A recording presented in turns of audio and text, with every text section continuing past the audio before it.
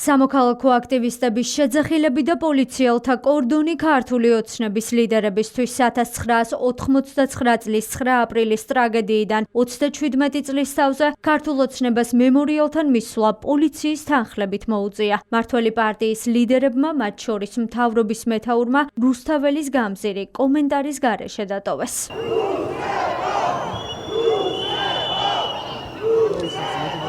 სამოქალაქო აქტივისტები შეძახილებით დახვდნენ თბილისის საკრებულოს ქართული ოცნების წევრებსაც, თუმცა შეძახილები მალევე ფიზიკურ დაპირისპირებაში გადაიზარდა. დაპირისპირების ეპიცენტრში საკრებულოს წევრი ბექა დავითულიანი და აქტივისტი მარიამ მეყანწიშვილი იყვნენ.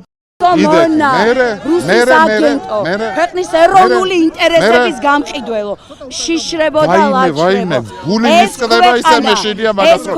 აი არ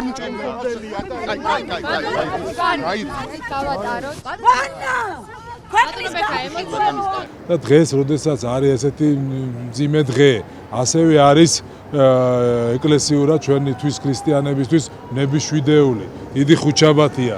დღეს უნდა ხდებოდეს რაღაცა თავშეკავება, მეტი სოლიდარობა, მაგრამ სამწუხაროდ ამადანეს ეს არ გააჩნიათ ეს კულტურა. 9 აპრილის მემორიალთან დაპირისპირება მოხდა სამოქალაქო აქტივისტებსა და მოქალაქეებს შორისაც შინაგან საქმეთა სამინისტროს თანამშრომლებმა გამოძიება ზალადობის მუხლით დაიწყეს.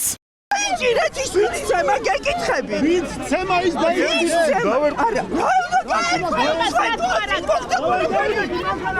დახდნენ აკაცუკებს ხან სამშობლოს გამყიდველებს, მოკლედ ვერანაირი პროვოკაცია რო ვეღარ გამოიწვიეს, ერთ-ერთ ჩვენიანს გაარტყა ხელი და სადაც გაქცევა და რა თქმა უნდა, როდესაც ადამიანი მოდის ზალადობაზე, შენ თავდაცვის ვალდებულება გაქვს. 9 აპრილის მემორიალს მთელი დღის განმავლობაში ტრადიციულად პატივს მიაგებდნენ მოქალაქეები, ოპოზიციონერი პოლიტიკოსები და დიპლომატიური კორპუსის წარმომადგენლები. ადგილზე იმყოფებოდა საქართველოს მეხუთე პრეზიდენტით სალომე ზურაბიშვილის განცხადებით 1989 წლის 9 აპრილს ადამიანებმა სიცოცხლეს საქართველოს დამოუკიდებლობისთვის გასცეს, ქართული ოცნება კი ქვეყნის გაყიდვას ცდილობს.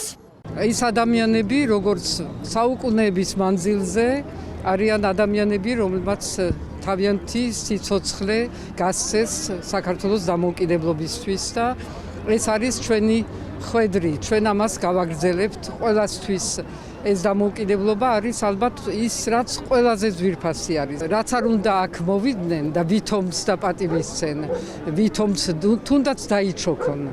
არაფერი არ ეშველებათ, იმიტომ ესენი არიან ისინი, ვინც საქართველოს ყიდიან, საქართველოს დამოუკიდებლობას ყიდიან. ეს მემორიალი არის სწორედ ის მემორიალი, სადაც ვერ უნდა მიდიოდნენ. 37 წლის შემდეგ ქვეყანაში იგივე პრობლემებს ხედავს ოპოზიცია. ხელისუფლების ოპონენტები აღნიშნავენ, რომ ქვეყანას ფსევდო-ხელისუფლება ჰყავს, რომელიც ვერ იცავს იმ ღირებულებებს, რასაც ადამიანებმა 9 აპრილს სიცოცხლე შესწირეს. ის თავისუფლება და დამოუკიდებლობა რისთვისაც ის ადამიანები, რომლებმაც საკუთარი სიცოცხლე სწორედ აქ პარლამენტის კიბეებზე შეწირეს თავიანთ ქვეყანას, დღესაც საფრთხეშია. ქვეყანას ყავს ისეთი ხელისუფალი, ფსევდო-ხელისუფალი, რომელიც ვერ იცავს იმ ღირებულებებს, რომლის დასაცავათაც ადამიანმა ჯერ კიდევ წლების წინ სიცოცხლე შეწირეს. გაუმარჯოს დამოუკიდებელ საქართველოს.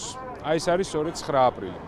9 აპრილი არის განსაკუთრებული დღე, როცა ჩვენ გვაქვს კონკრეტული მაგალითი. ერთ მუშტად შეკრულ საქართველოს შეუძლია ნებისმიერ მისიას და ამოცანას მიაღწიოს. ძალა ერთობაშია, ერთ მუშტად შეკრულ საქართველოს ვერავინ ვერასდროს წინ ვერ დაუდგება და ძალა, რომელიც ხელოვნურად გვათითო კაცებს, მას უნდა უთხრათ უარი. 9 აპრილს გაღებულმა მსხვერპლმა დააჩქარა ჩვენი დამოუკიდებლობის მოპოვება და ეს ერთიანობა გვჭირდება სწორედ ეხლა იმისაც, რომ გავუმკლავდეთ ყველა იმ გამოწვევას, რომელიც ჩვენ ქვეყანას აქვს და ფიქრობ, რომ ის არის მაგალითი, რა შეუძლია მოიტანოს ერთადგომას, ერთად ბრძოლას ქვეყნის მომავლისთვის. მემორიალთან 9 აპრილს თავისუფლებისთვის დაღუპული მოქალაქეების სულის მოსახსენიებელი პანაშვიდი მეუფეშიომ გადაიხადა. როგორც მეუფეშიომ ქადაგების დროს აღნიშნა, 9 აპრილს დაღუპულებმა საქართველოს დამოუკიდებლობის მოპოვების საქმეში უდიდესი წვლილი შეიტანეს, მაგრამ დამოუკიდებლობის მოპოვებას შენარჩუნება და განვითარება სჭირდება. 9 აპრილის მნიშვნელობაზე ისაუბრა მამა ანდრია ჯაღმაიძემაც. ჩვენ გვახსოვს დღეები უდიდესი ტრაგედია ერთის მხრივ და მეორეს მხრივ გაერთიანებული ერი.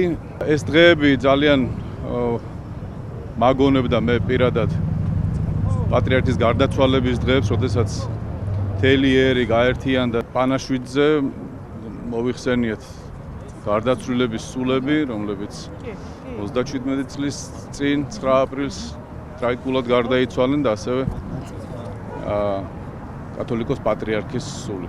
9 აპრილის ტრაგედიიდან 37 წელი გავიდა. 1989 წლის 9 აპრილს გამთენიისას საბჭოთა არმიამ თბილისის ცენტრში პარლამენტის შენობასთან მშვიდობიანი საპროტესტო აქცია ძალადობრივად დაარბიეს, რასაც ადამიანთა მსხვერპლი მოჰყვა. დარბევის შედეგად 21 თავისუფლებისთვის მებრძოლი ადამიანი დაიღუპა, ხოლო ასობით მოქალაქე დაუდგენელი შემადგენლობის გაზით მოიწამლა. საქართველოს უახლეს ისტორიაში 9 აპრილი ჩაეწერა ტრაგედიის და ამავდროულად საქართველოს დამოუკიდებლობის აღდგენის დღედ.